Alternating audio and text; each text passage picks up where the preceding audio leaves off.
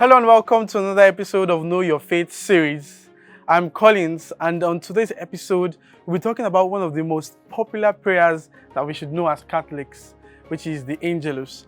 Now, we'll be focusing here on the origin and when to pray it. So the Angelus, which was designed to commemorate the mystery of the Incarnation and pay homage to Mary's role in salvation's history, has long been part of our Catholic life around the world. It is said 3 times every day. The faithful stop whatever they are doing, and say the words, "The angel of the Lord declared unto Mary," beginning the simple yet beautiful prayer. But why do we say the Angelus at all, much less 3 times a day? So, first we should remember that it was called by the bell. Now, most church historians agree that the Angelus can be traced back to the 11th century in Italy, where monks said 3 Hail Marys during night prayers at the last bell of the day. Over time, pastors encouraged their Catholic flocks to end each day in a similar fashion by saying 3 Hail Marys. Now, in the villages, as in the monasteries, a bell was rung at the close of the day, reminding the laity of this special prayer time. The evening devotion practice soon spread to other parts of the Christendom, including England. Now, towards the end of the 11th century, the Normans invaded and occupied England in order to ensure control of the populace. The Normans rang a curfew bell at the end of each day, reminding the locals to extinguish all fires, get off the street, and retire to their homes. While not indeed intended for it to encourage prayer, this bell became associated nevertheless with evening prayer time, which included saying the Hail Mary. Now, once the curfew requirement ended, a bell continued to be rung at the close of each day, and the term curfew bell was widely popular, although in some areas it was known as the Ave or the Gabriel bell. Now, around 1323, the Bishop of Winchester, England, and future Archbishop of Canterbury, Bishop John de Strafford, encouraged those of his diocese to pray the Hail Mary in the evening, writing, in quotes, "We exhort you every day when you hear 3 short interrupted peals of the bell at the beginning of the curfew, or in places where you do not hear it at Vesper time or nightfall.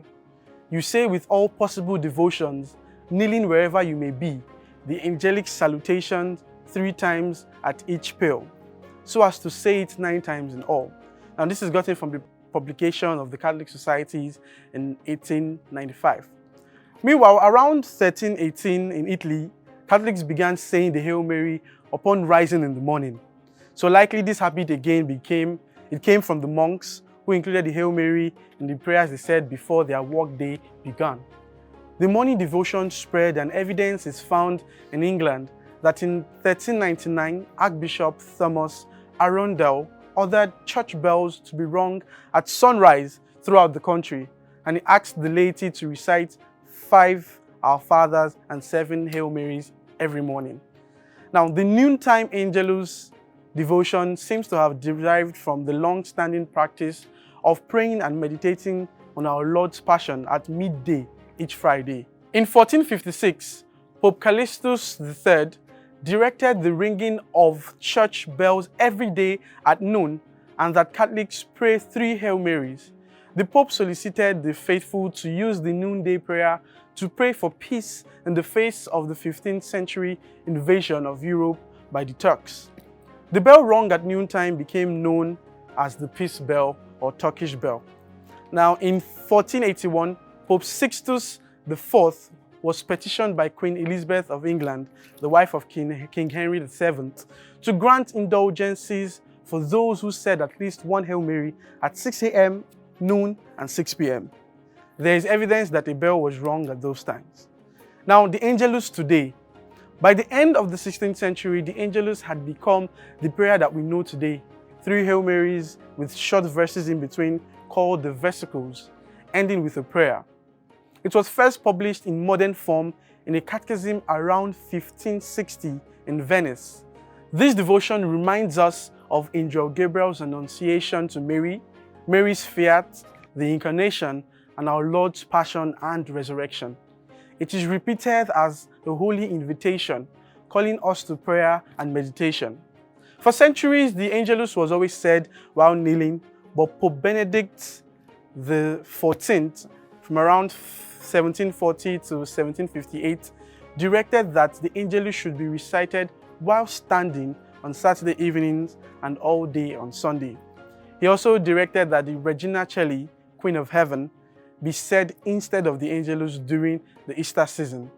Now, over the years, many of the faithful have focused the morning Angelus on the resurrection, the noon Angelus on the Passion, and the evening Angelus on the Incarnation. Now, as we all know, there's something common, which is the ringing of the bell. So this is a significant part of the traditional devotion, and it's not only the ringing of the bell to just announce the time of prayer, but the manner in which the bell is rung. The ringing consists of 3 strokes of the bell, each followed by a pause, and then 9 strokes. John Sullivan, in his 1917 book, said that the externals of the Catholic Church writes, "The manner of ringing the Angelus seems to have varied little since the beginning of the devotion. Old monastic records, going back to the 15th century, show that the bell ringer was directed to toll the Ave bell 9 strokes at 3 times, keeping the space of 1 pater and the Ave between each of the 3 trollings." Now, I hope that you've been able to really understand the history behind the Angelus.